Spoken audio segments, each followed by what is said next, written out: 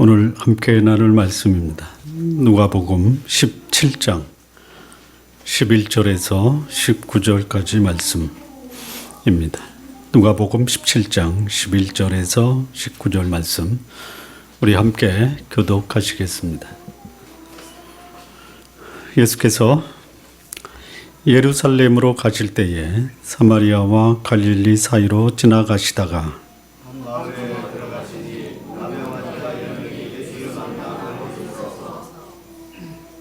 한 촌에 들어가시니 문둥병자 10명이 예수를 만나 멀리 서서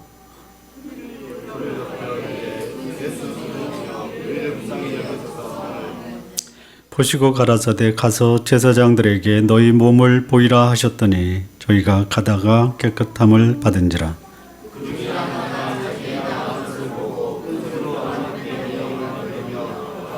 예수의 발 아래 엎드려 살해하니 저는 바리새인 사마리아인이라.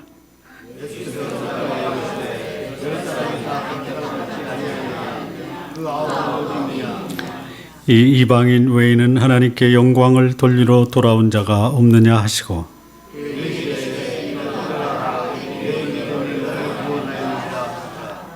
아멘. 기도하시겠습니다. 살아계신 하나님 아버지, 주께서 오늘 이 예배 가운데 우리와 함께 하시며 주의 살아계심과 또 주의 영광이 우리 가운데 선포되게 하여 주옵소서. 우리의 영혼을 돌아보는 시간이 되게 하시고 우리를 이 땅에 보내신 하나님의 뜻을 생각하는 복된 시간 되게 하여 주옵소서. 감사하며 예수님의 이름으로 기도합니다. 아멘. 치명적인 육체적 질병을 지니고 있으면 사람들이 절망하고 낙심하기 마련입니다. 그렇죠? 네. 이런 치명적인 질병을 가지고 있을 경우에 본인은 물론이고 가족 전체가 나서서 고치려고 최선을 다합니다. 금전적인 문제를 해결하려고 사전에 보험을 드는 분도 있습니다. 암보험 드신 분 한번 손들어 보시기 바랍니다. 예. 암을 걸릴 것을 예상해서 드셨습니까? 만약을 대비하는 것입니까? 예. 암 걸리지 마시기 바랍니다. 암보험도 해지하시기 바랍니다. 만약에 그 보험으로도 해결되지 않으면 재산을 처분하기까지 하면서 질병을 고치려고 필사의 노력을 하는 것이 일반적인 현상입니다. 왜요? 오래 살려고. 그러면요, 육체의 질병을 고치기 위해서 결사적으로 노력을 하는데, 여러분, 영혼의 질병을 고치기 위해서 육체의 질병을 고치는 것만큼 필사적으로 노력하시나요?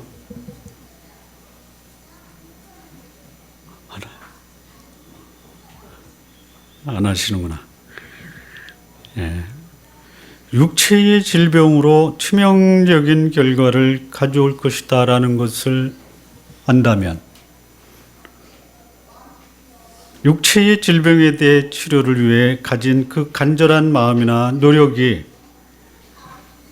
영혼의 질병을 치료하기 위해서도 동일한 마음과 동일한 행동을 보여주어야 되지 않겠습니까?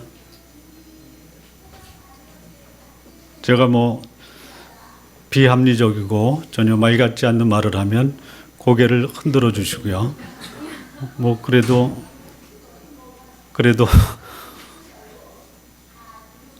공감이 된다 그러면 끄떡끄떡 해주시기 바랍니다. 자, 영혼과 육체의 질병이 있다. 무엇부터 고치시기를 원하십니까?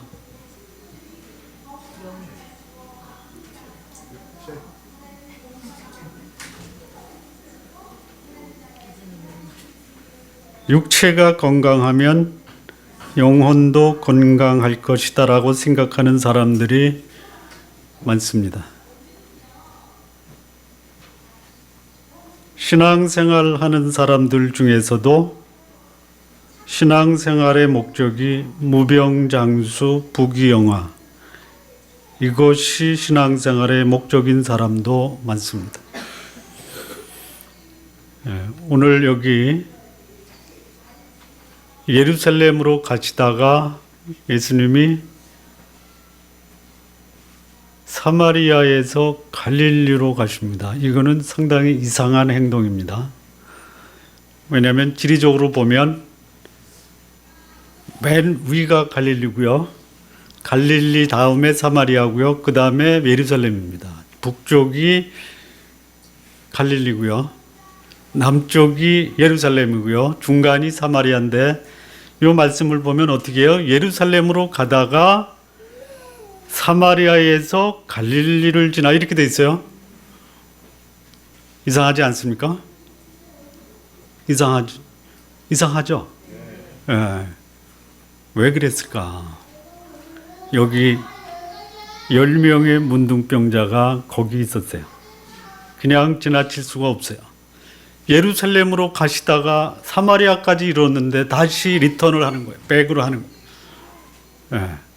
거기 10명의 문둥병자가 절규하면서 예수님을 찾고 있는 것을 예수님이 보시고 다시 리턴해서 가시는 거예요. 네. 그래서 그들을 만나십니다. 그들의 기도 들어주십니다. 네. 들어주세요. 10명의 기도를 다 들어주십니다. 그런데 10명 중에 9은 예수님을 찾는 이유가 뭐예요? 병 고치는 거예요. 그리고 어떻게 됐어요? 고침을 받았어요. 그 다음에 어떻게 됐어요? 그 다음에 어떻게 됐어요? 몰라요. 우리의 신앙생활도 우리의 필요가 채워지면 그것으로 내 신앙생활이 제대로 되고 있다라고 생각하고 더 이상 관심을 보이지 않는 거예요. 그러니까 신앙생활의 목적이 뭐냐? 내 육체적, 세상적 그 필요를 충족하는 것. 그래서 그 필요가 충족되면 이제는 됐다라고 생각할 수가 있다라는 것이.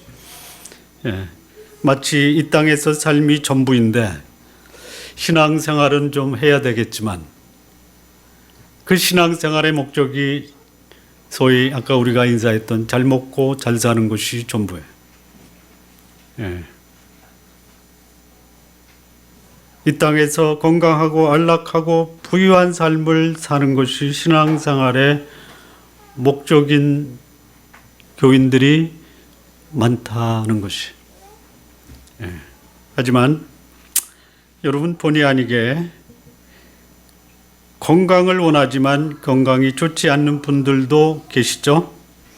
아니 더 이상 육체적 건강을 회복할 수 없는 분들도 계십니다. 육체의 건강은 회복할 수 없을 수 있어요. 그런데요,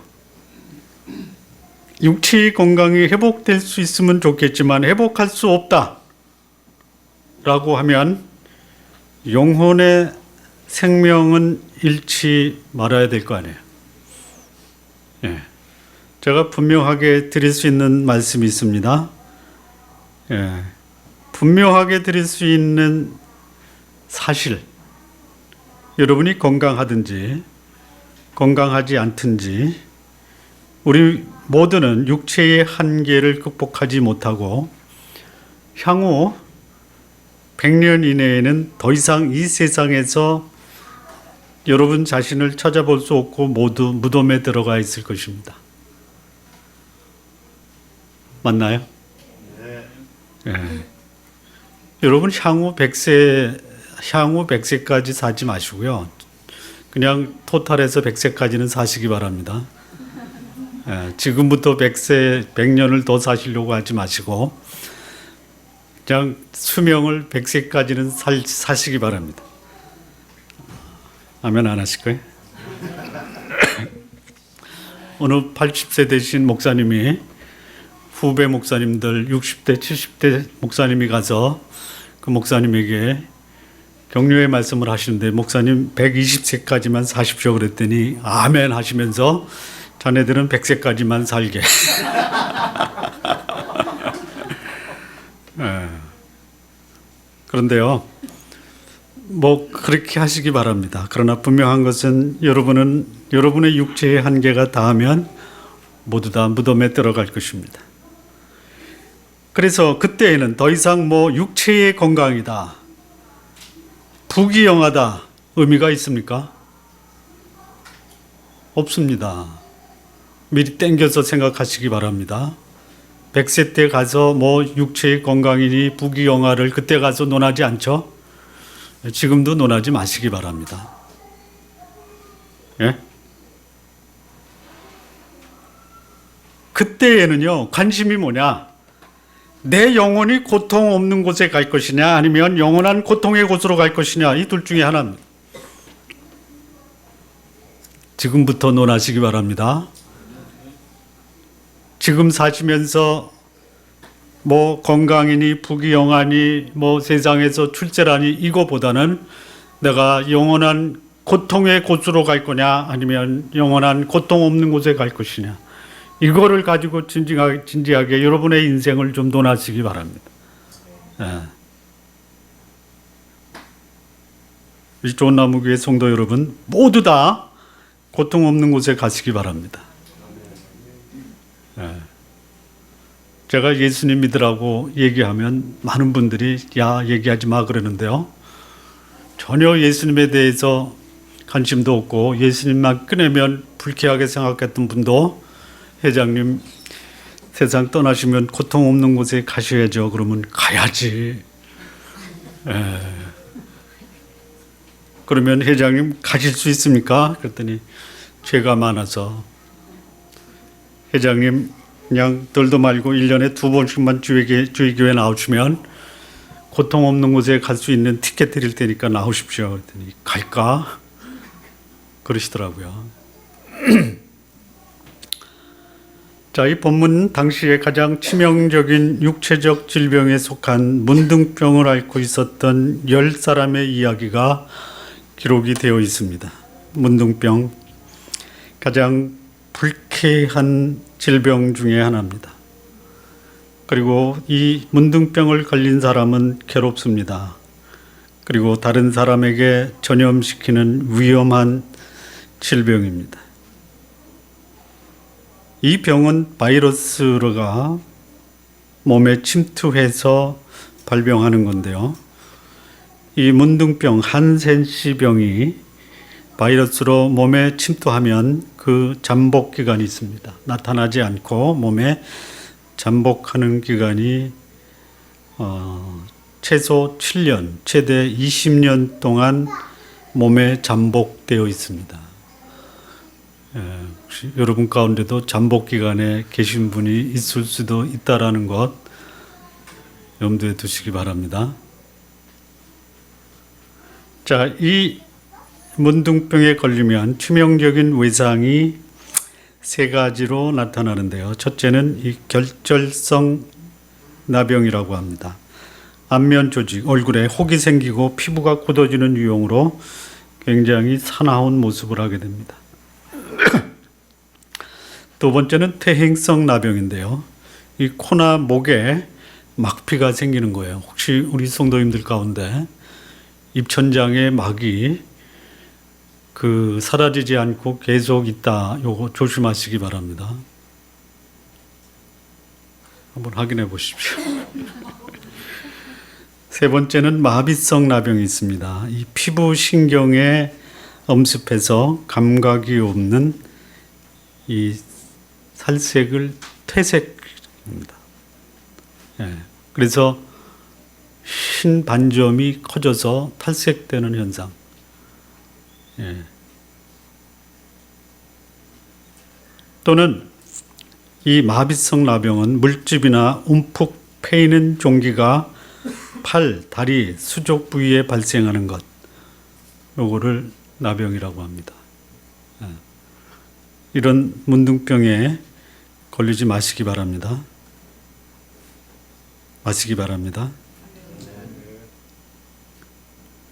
자, 이 문둥병이 주는 교훈이 있는데요. 외모가 흉측하다. 외모가 흉측해서 사람들의 기피 대상입니다. 그렇다면 영적인 문둥병이 뭐냐? 사람들이 나를 기피한다. 혹시 여러분을 만나면 사람들이 기뻐하고 즐거워하고 행복하십니까? 아니면 여러분을 만나면 오다가도 피해서 다른 곳으로 갑니까? 여러분, 사람들이 피하는 사람 되지 마시기 바랍니다. 두 번째, 이 문둥병이 주는 교훈은요, 이 전염성이 있어요. 그래서 사람들로부터 격리당합니다. 격리. 기피 대상뿐만이 아니라 아예 배제시키는 거예요. 그 사람이 능력이 있든 없든 상관없어요. 일단 이 병에 걸리면요, 사람들이 배제시키는 거예요. 세 번째, 자기 역할과 기능을 상실합니다. 다시 말하면 전혀 쓸모가 없어요. 이게 문둥병이 주는 교훈입니다. 영적 문둥병도 마찬가지입니다. 영적 문둥병이 뭐냐?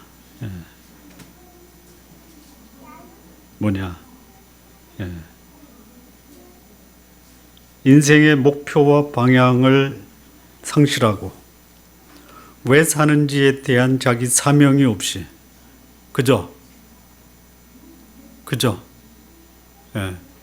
아무렇게나 자기 마음대로, 그리고 그것이 잘못됐다라는 것도 모르면서 살아가는 사람, 한마디로 말하면 죄에 물들어서 죄와 함께 사는 그 사람을 영적인 문둥병이라고 합니다. 여러분, 삶의 목적이 없습니다. 아무렇게나 삽니다. 자기 마음대로 삽니다. 이런 사람이 주변에 있으면 그 주변 사람들이 불편합니다. 함께하면 결코 즐겁지가 못합니다. 그런 사람이 공동체에 들어오면 공동체에 악영향을 끼칩니다. 사람들에게 불안과 걱정, 부정의 바이러스를 퍼뜨립니다. 아무도 그와 함께 일하려고 하지 않습니다. 이런 사람이 영적인 문둥병입니다.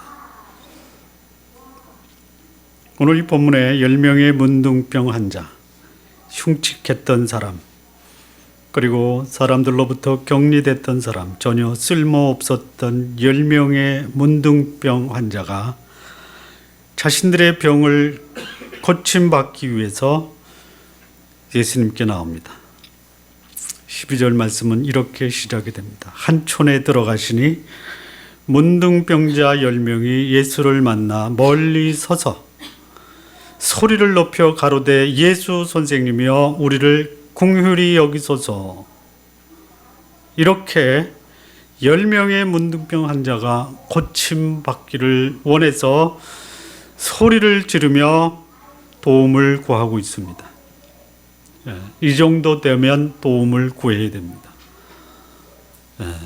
내 삶의 목적이 무엇이고 내가 왜 사는지에 대해서 분명히 알지 못하고 나 때문에 많은 사람이 불편함과 불쾌함을 느낀다면 우리도 소리를 지르며 고침받기를 위해서 도움을 청해야 됩니다. 그들의 소리, 그들의 긍휼을 구하는 그 절규를 예수님이 들으십니다. 14절 보면 그들을 보시고 가라사대 가서 제사장들에게 너희 몸을 보이라 하셨더니 저희가 다 가다가 깨끗함을 받은지라. 예수님이 그들을 고쳐주십니다. 그런데 그 10명이 다 고침을 받았는데 오직 한 사람만이 예수님께 돌아옵니다. 15절 보면 그 중에 하나가 자기의 나은 것을 보고 큰 소리로 하나님께 영광을 돌리며 돌아와 이렇게 되어 있습니다. 한 사람만 예수님께 돌아와 살해하고요.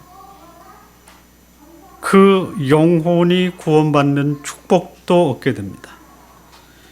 10명의 문둥병자 중에 육체적 질병, 문둥병으로부터 고침받은 것은 10명입니다. 그런데 한 명만 육체의 구원과 영혼의 구원을 함께 받았습니다. 그렇다면 육체적 질병을 고침받은 자와 영혼의 구원까지도 구원받은 자의 차이는 뭔가? 자, 우리 신앙생활하는 우리 성도 여러분, 많은 교회 출석해서 하나님을 믿는다고 하는 분들의 신앙생활이 마치 10명 중에 9명, 그 사람들이 원하는 그것을 위해서 신앙생활을 하는 것이 아닌가. 다시 말하면 육체적, 세상적 필요를 해결하고자 하는 마음으로 예수님을 찾는 것이 아니냐는 것이. 그렇다면 오늘 이 육체와 영혼을 동시에 구원받은 이 한 문둥병자의 비결은 무엇인가? 우선 이 10명의 문둥병자, 이 한 명을 포함해서 전 문둥병자, 그들이 어떻게 고침을 받았는가? 먼저 이 문둥병자의 사회적 현상을 보면요, 앞서 말씀드렸습니다. 17장 12절에 보면 문둥병자 10명이 예수를 만나 멀리 서서 이렇게 되어 있습니다. 멀리 서서. 당시 유대 공동체에서는 문둥병자는 추방되어 격리되었습니다.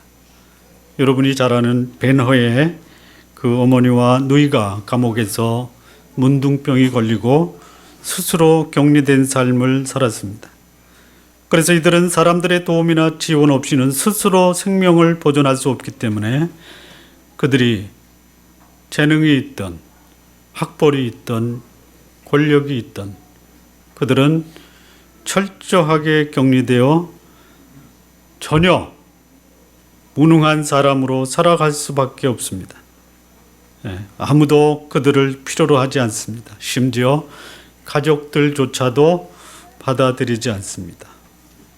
이것이 문둥병자의 사회의 대접입니다. 그런데 이 문둥병자가 회복을 위한 절규를 합니다. 13절 보시면요, 소리를 높여 가로되 예수 선생님이여 우리를 긍휼히 여기소서. 질병의 치료를 위해서 예수님의 도움을 구합니다. 처절한 절규를 합니다. 소리 높여 가로되. 이게 속삭이는 게 아닙니다. 자기 이 육신의 질병을 위해서는 그가 지를 수 있는 소리를 다 지르는 것이에요. 10명이 힘을 합쳐서 소리를 지릅니다. 이 10명의 관심은 육체적 질병의 치료입니다. 어느 날 그들이 소문을 듣습니다. 예수의 소문을 듣습니다. 그리고 그 예수께서 중풍병자 또 풍랑을 잔잔케 했다, 죽은 자를 살렸다, 이 소식을 듣습니다. 그리고 그 예수가 자기 동네에 왔다라는 소문을 듣고 10명이 동시에 뛰쳐나가 소리를 지르고 있는 것이에요. 뭐라고 소리를 지릅니까? 예수 선생님이여 하며 소리를 칩니다. 여기서 말하는 이 선생님은요, 학교 선생님이 아닙니다.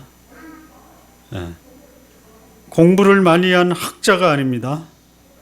그냥 사람들이 따르니까 그에 대한 호칭을 뭐라고 부를까 모르니까 그냥 선생님 한 겁니다. 마치 수많은 사람이 따르는 저 사람 내가 뭐라고 부를까? 두목이라고 부를까? 아니면 어르신이라고 부를까? 30세 됐으니까 어르신이라고 부르기에는 너무 나이가 어리고, 그래서 에라 모르겠다, 선생님 하자 하고 10명이 공감을 하고 동시에 우리 선생님 부르자 해서 선생님 한 겁니다. 물론 그 10명의 문둥병자들이 그 예수가 이 땅에 오는 그리스도 메시아래 이런 소문도 들었을 것입니다. 근데 그 소리는 문둥병자에게는 별로 관심의 대상이 아닙니다.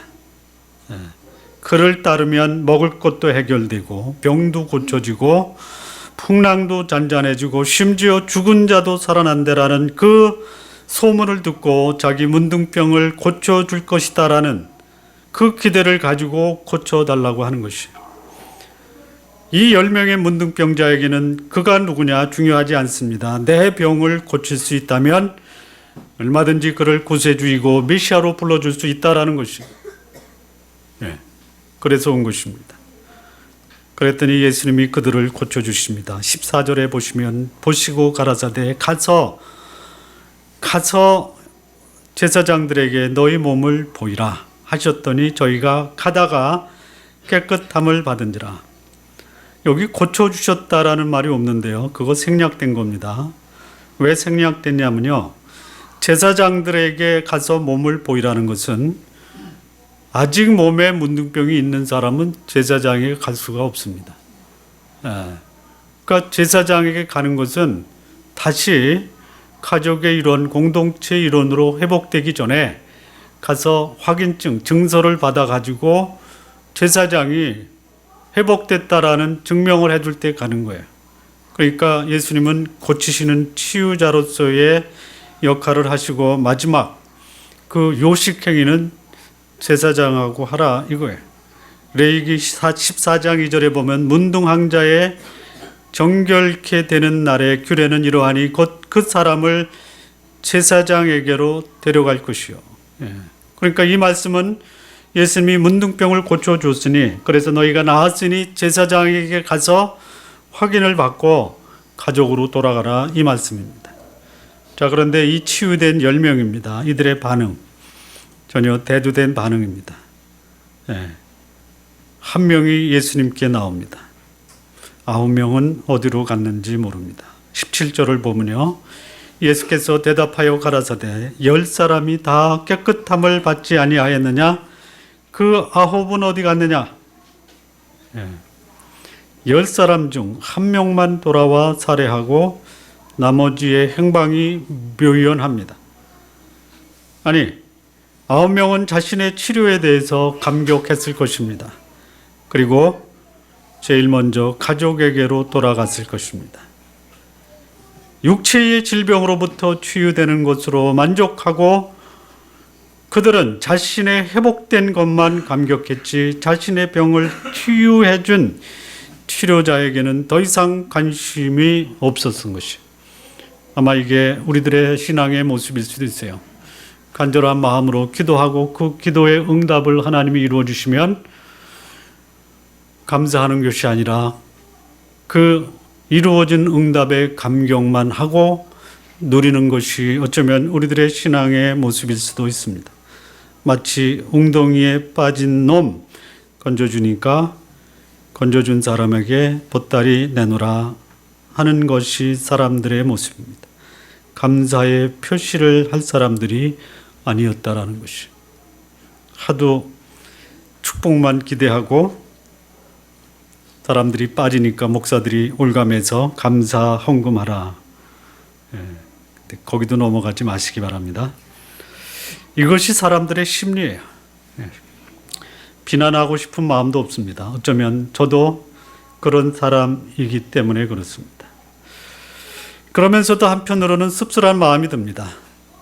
이들의 육체의 구원을 이루신 그분이 영혼을 구원하시는 분이라는 것을 알았더라면, 자신의 영혼 구원까지 청했더라면 얼마나 좋았을까 하는 안타까운 마음이 듭니다. 예수님을 믿는 그 이유가 여러 가지가 있습니다. 건강, 재물, 성공, 자녀들을 위해서 신앙생활을 하는 분들이 있다는 것이에요. 우리의 기도의 제목을 보면요, 우리가 예수님을 믿는, 하나님을 믿는 그 이유가 담겨져 있습니다. 우리 남편 성공하게 해주십시오. 건강이 나쁜 우리 가족 건강하게 해주십시오. 기왕이면 하나님 부자니까 그 부자 나하고 같이 좀 나눠 주셨으면 좋겠습니다. 우리 자녀들 잘 되게 해주십시오. 거의 우리 기도의 95% 이상 아닙니까? 예? 여러분 기도 제목에 이런 기도 제목 있는가 한번 보세요. 하나님, 그 하나님의 성품이 제 성품에 그대로 좀 나타나게 해주십시오. 이런 기도 제목 있으십니까?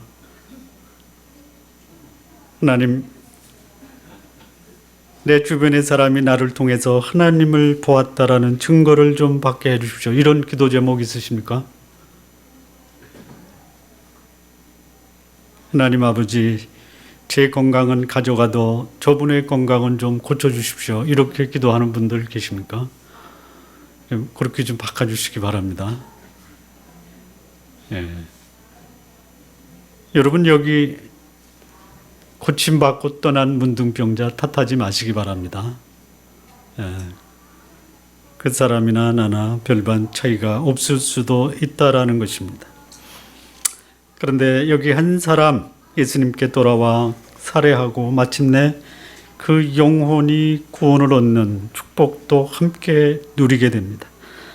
어떻게 이 사람, 육체는 물론이거니와 영혼까지 구원을 얻게 되었는가? 예. 오늘 이 본문의 제목이 뭡니까? 육체와 영혼의 구원을 얻으려면 첫 번째요. 이 12절에 보면요. 한촌에 들어가시니 문둥병자 10명이 예수를 만나 멀리 서서 육체와 영혼의 구원을 얻으려면요. 육체의 구원자뿐만이 아니라 영혼의 구원자로서 예수 그리스도를 만나야 됩니다. 예. 질병을 고치려면 의사를 만나야 됩니다. 예. 이 문둥병자, 당시의 불치의 병이었던 이 문둥병을 고치기 위해서 치료자인 예수님을 만난 것입니다. 여러분, 육체의 병이 걸릴 때요, 고칠 수 있는 분을 만나시기 바랍니다. 예, 누구를 만나느냐가 자신의 질병을 치유하는 데 결정적인 관건입니다. 자, 그런데요, 예수님을 만났는데도 내 병이 고쳐지지 않으면 어떻게 하시겠습니까? 어떻게 하시겠어요? 예? 그럴 때는요, 이렇게 하십시오. 이거는 예수님도 못 고치시는구나, 이렇게 생각하지 마시고요. 예수님이 못 고치는 병이 없는데 안 고쳐주시면요, 예수님도 별 수 없구나 하지 마시고요. 이거는 예수님이 고쳐주지 않으시려고 하는 병이로구나, 이렇게 생각하시기 바랍니다. 예? 공감이 되면 좀 끄떡끄떡 좀. 예. 그렇다면 그분이 고쳐주지 않는다면 분명히 그럴 만한 이유가 있는데 그 이유가 무엇이냐, 이렇게 기도하시기 바랍니다. 이 병을 당신이 고칠 병이 아니시라면 제가 왜 안 고쳐주시는지는 알게 해주십시오. 이렇게 기도하시기 바랍니다. 예. 병을 고쳐주느냐 안 고쳐주느냐보다 더 중요한 것은 뭐냐, 이 병에 대한 당신의 뜻이 무엇입니까를 알게 해달라고 기도하시기 바랍니다. 예. 여기 문둥병자는 예수님을 만나 자신의 문둥병이 고침을 받습니다. 예. 자, 문제는 내 병을 고쳤기 때문에 예수님을 육체의 병을 고치는 분이다라는 것으로 끝나는 것이 아닙니다. 육체의 질병을 고칠 수 있는 그분이 내 영혼을 고칠 수 있는 하나님이신가를 확인하고 그 하나님 앞에 나가야 됩니다. 성도 여러분, 하나님이 아닌 분을 하나님으로 믿고 계신 분들이 있죠? 없어요? 무슨 말인지 모르세요? 설명해 드릴까요? 여러분, 내 병을 고칠 수 있는 용한 무당이 저기 있다. 그를 찾아가서 그를 어떤 모양으로 대접을 합니까? 여러분, 한국에 많은 그 이단들이 있는데요, 본인을 메시아라고 얘기해도 사람들이 아멘 할렐루야 하고 쫓아갑니다. 예, 이게 사람들의 심리예요. 자기의 필요를 채워줬다. 그러면 그리스도가 여기 있다 저기 있다 해도 그들을 쫓아가는 것이 우리 사람들의 심리예요. 여러분 거기에 솔깃하지 마시기 바랍니다. 예. 어떤 분이 목사님이 소리를 지르면서 얘기하니까 목사는 다 소리를 질러야만 목사인 줄 압니다. 예. 여러분 성경에 목사는 소리 지르라 이렇게 하면 저도 소리 지를 겁니다. 예. 여기 문둥병자는 소리를 질렀지만요, 예수님은 소리를 지르지 않으셨습니다. 예. 영혼의 질병, 영혼의 구원을 위해서 내가 만난 그분이 참으로 예수 그리스도 영혼의 구원자 하나님인가를 물어야 됩니다. 나에게 소개된 그분이 육체의 질병은 물론이고 영혼의 구원까지도 해결할 수 있는 하나님 예수 그리스도인가를 확인해야 돼요. 그냥 강대상에서 목사가 말하면 다 하나님 말씀이다. 아닙니다. 예, 성경에 이런 말씀이 있습니다. 데살로니카에 있는 사람은 베레아에 있는 사람보다 더 신사적이어서 말씀을 받을 때 하나님의 말씀으로 받고 이 말씀이 그러한가 하여 날마다 성경을 상고했다라고 말씀합니다. 예. 여러분 육체의 질병을 위해서는요, 그 질병을 치료하는 전문가 찾아가시기 바랍니다. 예. 예수님이 여러분의 질병도 고쳐주실 수 있어요. 심지어는 무당도 고칠 수가 있어요. 예. 그러나 기억하십시오. 아무리 용한 의사도 고칠 수 없는 질병도 있다라는 것이. 예, 예수 그리스도 그분은 육체의 질병뿐만이 아니라 영혼의 질병도 구원할 수 있는 구원자라는 이 예수님을 만나는 것이 중요합니다. 예, 두 번째는요, 그 예수 그리스도에게 공효를 구해야 됩니다. 13절 보면요, 소리를 높여 가로되 예수 선생님이여 우리를 공혈히 여기소서. 예. 여기 문둥병자 10명이 자신의 질병을 고치실 예수님께 공혈을 구하고 있습니다. 여러분 육체의 질병을 위해서도 공혈을 구하시기 바랍니다. 예. 그런데 그 공혈을 구할 그 대상이 예수님이셔야 됩니다. 여러분 공혈의 뜻이 뭐예요? 단순히 동정, 자비가 아닙니다.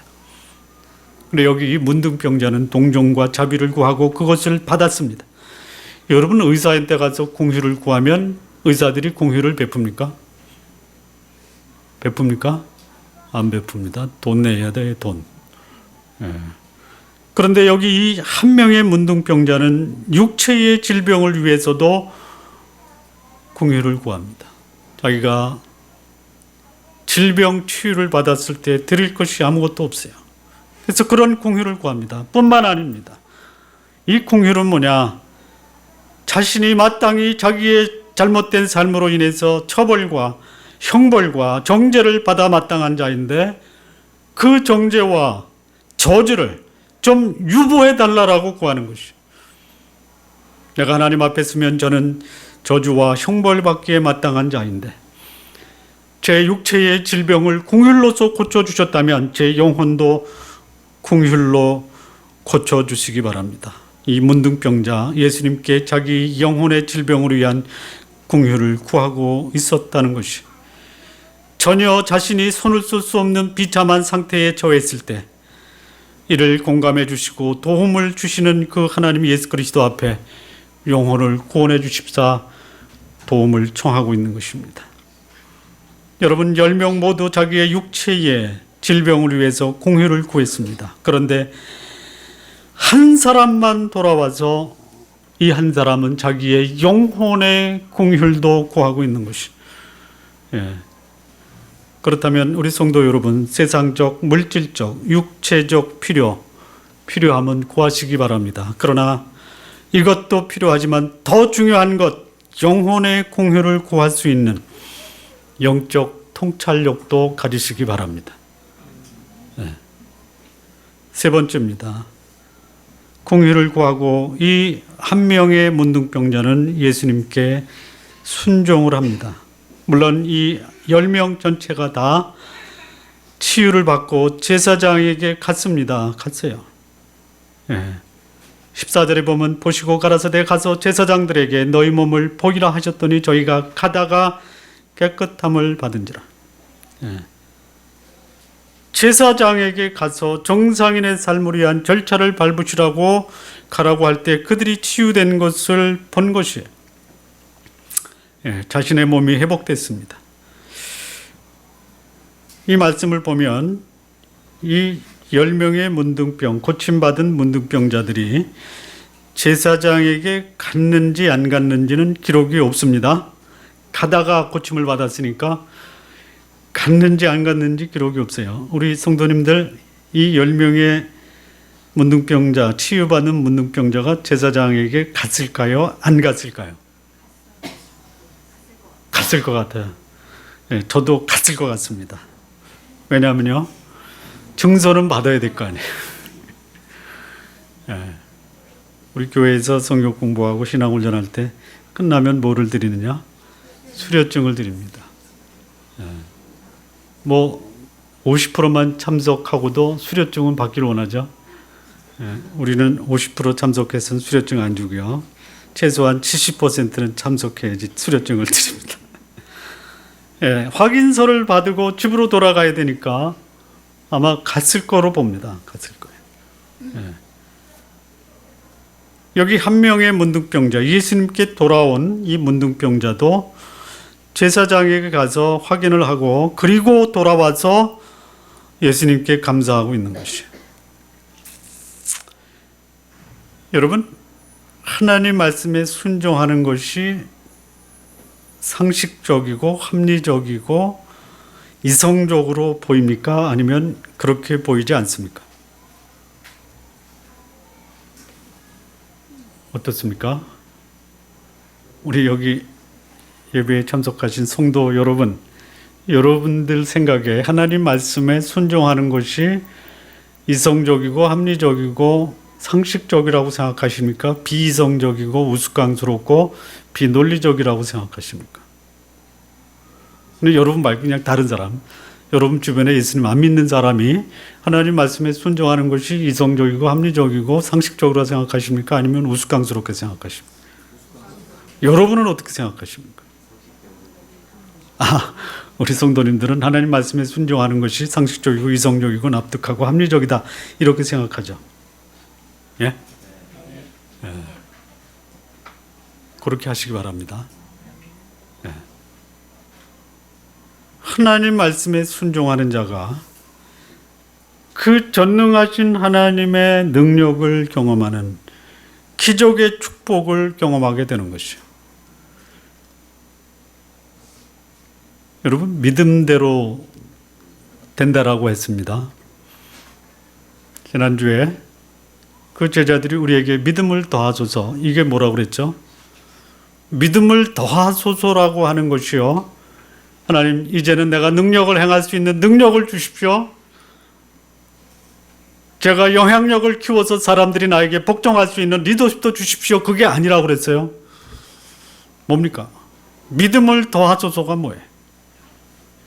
나를 믿는 이 믿음의 시선을 나로부터 하나님께로 옮기게 해주십시오. 이게 믿음을 더하소서입니다. 하나님 말씀이 내가 순종하는 순종의 대상으로 순종함으로 하나님이 내 속에서 역사하는 것 경험하게 해주십시오. 믿음대로 되는 것입니다. 여러분, 안 믿는 게 아닙니다. 안 믿어서 역사가 안 일어나는 것이 아니라 역사가 일어나지 않을 것이다라고 믿는 것입니다. 그렇죠? 누구 믿는 거예요? 나를 믿는 거예요, 나를. 알아요. 저는 저를 믿고 삽니다라고 하는데 뭘 믿어요? 나는 아무것도 할 수 없는 사람이고 해봤자 내 능력 한계에서만 끝나는데 그것을 하자니 저는 못합니다가 아니라 내 능력은 그거 할 수 없습니다라고 믿는 것이. 여기 육체의 질병을 받기 위해서 10명의 문둥병자가 취한 행동이 동일합니다. 예수님 만나 공일하심을 구하고 순종했어요. 거기까지 끝이에요. 예. 거의 우리 대부분의 신앙인들의 신앙이 여기서 끝납니다. 예수님 만나 공일하심을 구합니다. 도움을 청합니다. 그리고 그 도움을 이룰 수 있는 말씀에 순종을 합니다. 끝! 잘못됐습니까? 아니에요. 근데 거기서 멈춰서는 안 된다는 것이, 만약에 거기서 멈춘다면 굳이 내 문제를 해결하고 내 문제가 응답될 수 있는 그분이 꼭 예수님이 아니어도 상관없어요. 그렇잖아요. 내 육체의 필요를 채울 수 있는 사람이 굳이 하나님일 이유가 뭐예요? 없죠. 없어요. 얼마든지 하나님이 아닌 다른 대상에 가서도 우리의 육체적 필요를 채워줄 수 있다면 그를 하나님으로 믿고 따를 수가 있다는 것이. 예. 어느 목사님이 그러시더라고요. 나 그 말 듣고 얼마나 속에서 화가 나는지 모르는데, 저는 하나님이 두 분이 있습니다. 하나는 큰 하나님이고 하나는 작은 하나님입니다. 이상하더라고요. 아니 목사님, 큰 하나님은 누구? 작은 하나님은 뭡니까? 그랬더니 큰 하나님은 성경의 하나님이고 작은 하나님은 내가 필요할 때 가서 도움을 청하는 목사님이 작은 하나님이래. 목사는 하나님이 아닙니다. 그렇다면요, 그분은요, 무당이 자기의 필요를 채워주면 무당한테도 가서 작은 하나님이라고 할 수 있는 분이다라는 생각이 들어요. 내 병 고침을 받기 위해서 용한 의사를 찾아가면 그 의사 선생님이 하나님이 될 수도 있어요. 예, 여기 이 9명의 문둥병자, 고침받은 이 문둥병자는 예수님을 그 정도에서 끝난 거예요. 여러분, 거기서 끝나지 마십시오. 예. 어떤 분이 그래요. 하나님께 갔더니 침묵하시는데 목사님한테 갔더니 당장 들어오더라. 그러면 내가 누구를 믿어야 되느냐 이러더라고요. 누구를 믿어야 돼요? 누구를 믿어야 돼요? 하나님은 응답을 안 하시는데. 예. 우리의 신앙이 그럴 수 있어요. 예. 여러분, 하나님이 응답 안 하실 때는요, 여러분도 좀 깊이 성찰하시기 바랍니다. 깊은 하나님, 예? 뭘 그렇게 내 문제 해결하는데 그렇게 심사숙고하시는가? 내 문제가 이렇게 심각하고 중요하고 하나님이 깊이 생각할 만큼 중요한 문제신가? 이렇게 생각하시고 좀 기다리시기 바랍니다. 예. 하나님이 해결 안 해주시니까 목사 찾아가지 마시고요. 예. 목사가 고쳐주면 어떻게 하실 거예요? 문제 생기면 하나님께 안 가고 누구한테 가요? 예. 여러분, 저한테 오지 마십시오. 다행스럽게 하나님은 저한테 아무런 능력을 안 주셨어요. 네. 목사님 만나서 하나님께 감사합니다. 사람들이 예수님을 그렇게 이용하고 있는 거예요. 예. 육체의 질병을 고친다. 내 육신의 필요를 채워준다. 그렇게만 한다면 사람이 누구든 상관없이 그를 하나님으로 부르려고 하는 거예요. 예. 이번 주에 그 수능 시험 보러 가는 고3 학생들, 일단 광고 끝나고 기도 한번 하시겠습니다. 자, 문제는요, 육체의 질병 고침 받고 난 후에 그 행동이 내 영혼의 구원까지 결부시켜야 되는 것이. 예. 여기 한 명의 문둥병자가 다른 9명과 다른 것이 뭐냐? 지금부터 달라요. 다른 9명도 예수님 만났어요. 공의를 구했어요. 그리고 고침 받았어요. 육체의 질병의 고침을 받았습니다. 지금부터는 이 한 명이 그들과 다른 모습을 보이는데요. 그 모습이 뭐냐? 15절, 16절입니다. 그 중에 하나가 자기의 나은 것을 보고 큰 소리로 하나님께 영광을 돌리며 돌아와 예수의 발 아래 엎드려 살해하니 저는 사마리아인이라. 예. 이 과정을 거쳐야 구원을 얻게 되는 것이. 이 한 명의 문둥병자가 자신의 고침을 받았을 때 그 고침을 주신 분이 누구냐? 하나님이에요. 예수님이 고쳐주셨는데 이 한 명의 문둥병자가 돌아와 뭐라고 그래요? 큰 소리로 하나님께 영광을 돌렸다라는 것이. 이 말은 뭐냐? 예수님, 당신은 하나님이시다라는 것이에요. 예. 여러분, 목사님이 고치면요, 그 목사님 앞에 와서 하나님 감사합니다라고 합니까? 목사님 감사합니까라고 합니까? 에이, 솔직하게 얘기해. 봉투 가지고 와서 목사님 감사합니다 하겠죠? 그런 목사님 뭐 이런 걸 갖고 와. 예.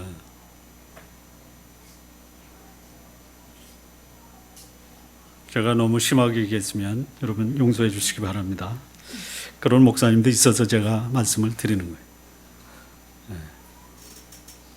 사람들이 문제가 생기면 하나님께 나옵니다. 문제가 해결되고 나면 언제 그랬느냐라는 하나님 망각해버리는 것이에요.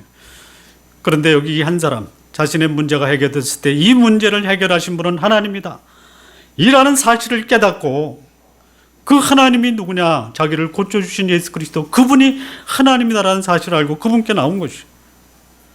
예. 그리고 감사하고 있습니다. 감사는 자신에게 행하신 위대한 일에 대한 가치를 인정하는 행위입니다. 이 문둥병자, 하나님께 영광을 돌리는 구체적인 행위를 예수님께 나와서 엎드려 감사의 표시를 하고 있는 거예요. 다시 말하면 예수님, 당신은 하나님이십니다. 이게 영혼이 구원받은 비결이에요. 이것이 문둥병자가 육체의 질병에서 구원받는 동시에 영혼의 구원을 함께 받은 것이에요.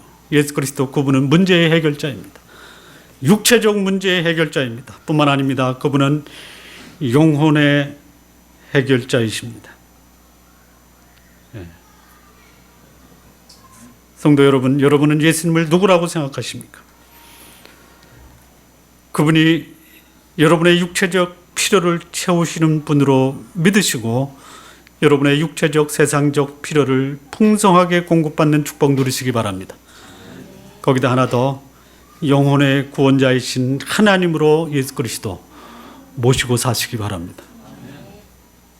마지막입니다. 어떻게 이 한 사람 영혼의 구원까지 받게 되었는가? 19절입니다. 그에게 이르시되 일어나 가라, 내 믿음이 너를 구원하였느니라. 자신의 영혼을 구원하는 구원자로 예수님을 영접하고 믿은 것입니다. 예수님이 그 문둥병자에게 내 믿음이 너를 구원하였다라고 말씀하십니다. 문둥병자는 예수님을 하나님으로 고백했을 뿐 아니라 그분을 자신의 영혼을 구원할 구세주로 믿은 것이에요. 영혼의 구원은 예수 그리스도를 자신의 영혼의 구원자로 믿는 것으로 시작됩니다. 믿음대로 되는 것입니다. 내가 믿으니까 되는 것이 아니라 믿음의 대상에게 내 마음을 열어 그분을 영접한다라는 것을 믿는다라고 하는 것입니다. 여러분, 예수님을 필요로 하지 않는 사람은요, 예수님을 안 믿는 것이 아니라 내 영혼이 구원받을 필요가 없다라고 믿고 사는 사람입니다. 여러분, 천국이 없다라고 믿는 것이 아니고요, 이 세상이 천국이다라고 믿고 사는 것입니다. 그러니 이런 사람에게는 내 육신적 필요만 채워지면 그게 천국입니다.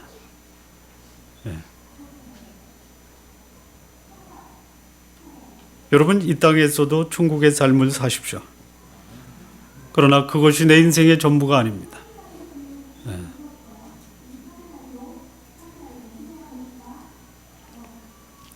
이 문둥병자는 예수님을 믿음으로 구원을 얻었습니다. 한마디만 더 하고 좀 마치겠는데요. 하도 많은 사람들이 예수님을 믿는다라고 합니다. 그리고 예수님을 위해서 자기의 인생을 드리겠다라고 하는, 그야말로 전적으로 하나님을 위해 사는 전임 사역자들도 있습니다. 그런데요, 예수 믿지 않는 사람들이 그들을 보고 뭐라고 얘기하냐면요, 당신들처럼 살지 않겠다, 이렇게 얘기합니다. 왜 그래요? 좀 심하게 얘기하면요, 예수 믿는 사람들의 삶이 거지 같아서 나도 예수 믿으면 거지처럼 살 것 같아서 안 믿겠다 이거예요. 차라리 예수 믿고 구원을 얻느니 차라리 그 예수 안 믿고 너희보다 잘 살겠다라고 조롱하는 사람들이 있습니다. 여러분들이 그런 조롱의 빌미를 주시지 마시기 바랍니다. 여러분은 거지같이 살지 마시기 바랍니다. 예? 잘 먹고 잘 사시고 거룩하게 사시기 바랍니다. 예. 그런데요, 하나 더 나가서 설령 내가 거지처럼 보여도요, 예? 우리 지난번에 했잖아요. 이름 남기고 거지처럼 살았던 나사로가 있는 반면에 이름 남기지 않고 부자같이 살다가 지옥 간 사람도 있죠. 여러분, 예수님 믿는 것 때문에 조롱을 당하더라도요, 여러분 예수님을 전하시고 사시기 바랍니다. 육체가 중요한 것입니다. 그러나 영혼도 중요합니다. 육체의 구원받는 축복 받으시기 바랍니다. 영혼의 구원을 얻는 축복도 함께 누리시기 바랍니다. 그러기 위해서 예수님을 만나 그분의 도우심을 구하시기 바랍니다. 그분의 말씀에 순종해서 문제 해결도 받으시고요. 뿐만 아니라 문제를 해결하신 그 예수 그리스도가 하나님이다라는 것을 고백하시기 바랍니다. 그리고 그 예수가 나의 구원의 영혼의 구원자라는 것을 믿으시기 바랍니다. 좋은 나무교회 성도 여러분, 예수 그리스도를 구원자로 믿음으로 여러분의 육체와 영혼이 함께 축복을 누리시는 복된 하나님의 사람이 되시기 바랍니다. 기도하시겠습니다. 살아계신 하나님 아버지 감사합니다. 어쩌면 우리들이 치유받은 9명의 문둥병자에 지나지 않는지요. 우리가 마지막 한 사람, 영혼도 치유된 그 한 사람의 삶의 모습이 우리의 삶 속에 나타날 수 있도록, 또 그렇게 살 수 있도록 하나님 인도하여 주옵소서. 예수님의 이름으로 기도합니다. 아멘.